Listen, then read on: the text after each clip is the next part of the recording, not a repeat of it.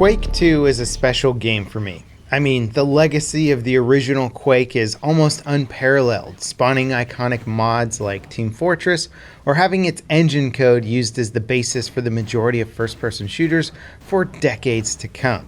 Even today, it's got a semi-active modding scene, which is crazy. But Quake 2, for me, was the game that started to really solidify what a modern FPS was.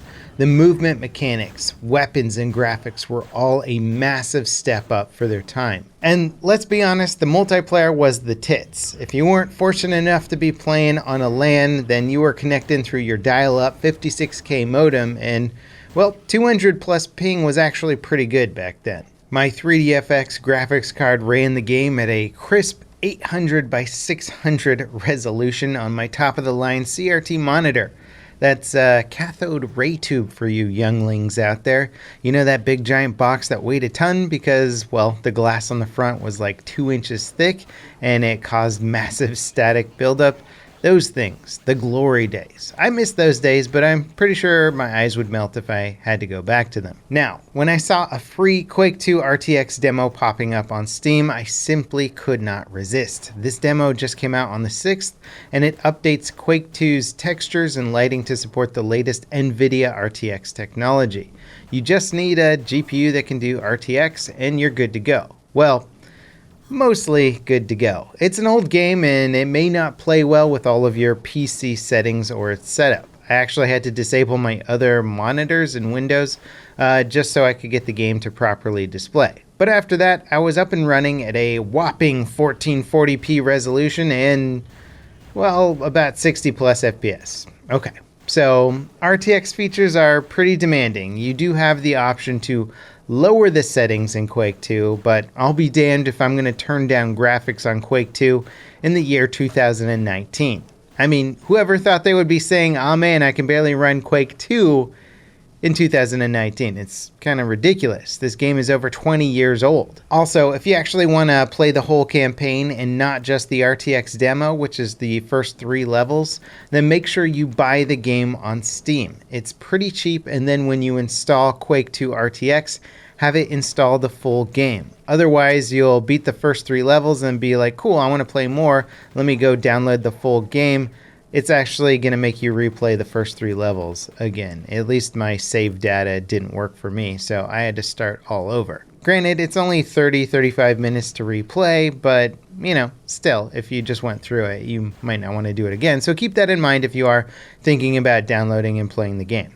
Now, we know RTX and ray tracing is going to soon be the new trending thing for developers, if it's not already. The next-gen consoles are being designed to support ray tracing, so pretty soon the PC master race won't be the only people able to take advantage of the visuals that it can provide.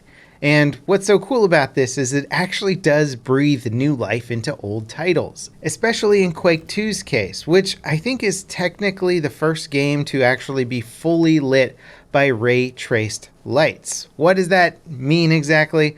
Well, up until now, the vast majority of games have been using lighting tricks to create realistic global illumination and lighting effects. And to be honest, developers have become incredibly good at faking it. I mean, Battlefield 5 is stunning even without RTX enabled, and that's using tons of industry tricks like texture baking, ambient occlusion, and really smart shaders that can achieve very convincing results. But it seems obvious, especially with the direction that movie CGI has shown, photorealistic rendering and simulation will likely only be achievable with ray tracing technology that actually simulates light bouncing exactly as it would in real life. Now, obviously, in real life, there's billions of photons bouncing off of billions of surfaces and materials, trillions of times a second, and that's just in your immediate proximity. Doing that many bounce calculations in real time in a video game is, well, it's not possible. But intelligently lowering the amount of light bounces you need in a scene and then sort of blending the final result together to get rid of some of the noise actually creates a visually remarkable effect using realistic properties. And that's how literally all of the lighting is done in this game right now, with realistic calculations and just a slight blur filter on there since they can't do quite as many photon calculations as, are done in real life. I don't know if that will ever be possible. Even 1,000 years from now, our computers might still not be fast enough. And it really is kind of crazy walking through areas I've played many times before, but now seeing it lit 100% by light tracing. Of course, though, this means the game is being lit completely different from the original design, and it does mean certain things may not stand out as they did before, and the environmental lighting had to be completely redesigned. Instead of an Omni light creating illumination for a room, it has to now be coming from many tiny floor lights along a corridor, and then some bounce lighting from the outdoors or through windows. Shots and projectiles also create their own light rays along with explosions. There's also a myriad of updated textures with bump mapping, distant environmental art, and even a flare gun to illuminate completely dark areas. In fact, the ambiance might be significantly different from the original game depending on some of the lighting circumstances, but the game is actually aware of this, and it does give you slight more control over things like time of day to adjust how light might be coming from certain windows and angles. It's kind of cool having this level of control. If you want to play at noon or at dusk or at night, you can control these things to adjust the amount of sunlight that's coming in through windows. And without question, this breathes new life into this ancient game, a 20-plus-year-old game. And to be quite honest, it's funny to see how far we've come, but also how much we've stayed the same in so many ways, at least with our game design.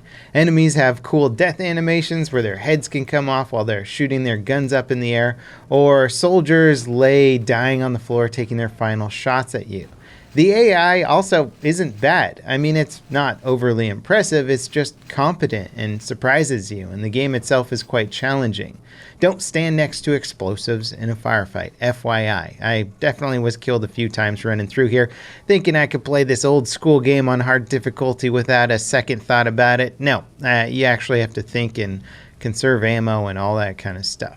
I like that about Quake, though. Now, what's really crazy about this whole endeavor is that it was ultimately pioneered by one person, a PhD student by the name of Christopher Sheed, if I'm saying that correctly.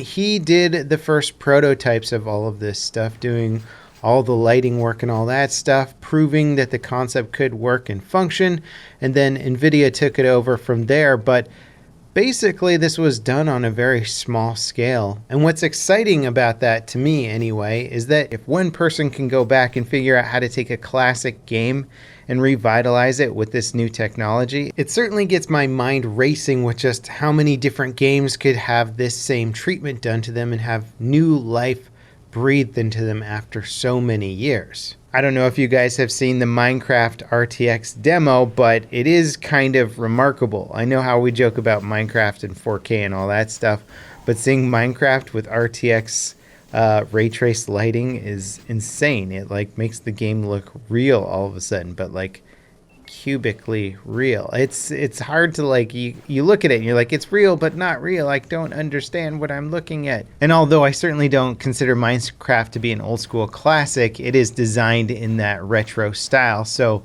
breathing a new lighting engine into it does an entirely different take on the game. I mean, I started thinking about other games that could be converted over, like Unreal, that was right after Quake 2 came out, pushing the visual boundaries even further. It would be amazing to see that game with some global lighting or some ray traced lighting in it. And then what about certain games like RTS games even? Total Annihilation, that used 3D models. I'm sure they could figure out a way to put RTX lighting into it. It might be a little bit more complicated than Quake, but there's so many titles that I'm like, oh, what about that game? What about this game? What about that game? What about this game? It's not exactly a remaster, right? Because remasters often involve a lot more work. This is like going back and updating some textures to higher resolution and putting in a new lighting system. It's not that it's not a lot of work. It is a lot of work, but it's something that I feel could be done to a lot of games that are kind of ready for a new lighting system to come in a slight texture update, because many of these old games just weren't as complicated, didn't have thousands of megs of texture packs and all this stuff that you'd have to go through and update. They reused many assets and were clever about their texturing and lighting and stuff to keep the game as small file format as possible. So it is quite practical even for a small team or one person to go back and do that. Let me know in the comments what games you would like to see given the RTX treatment. I think Total Annihilation is probably top of my list, at least for what I'm thinking about right now, but I'd love to hear from you guys. As always, thanks for watching. Check out the RTX demo on Steam if you want to. It's free. You get 3 levels for free, so why not if you have the hardware? And I'll see you next time. This is Level Cap signing off.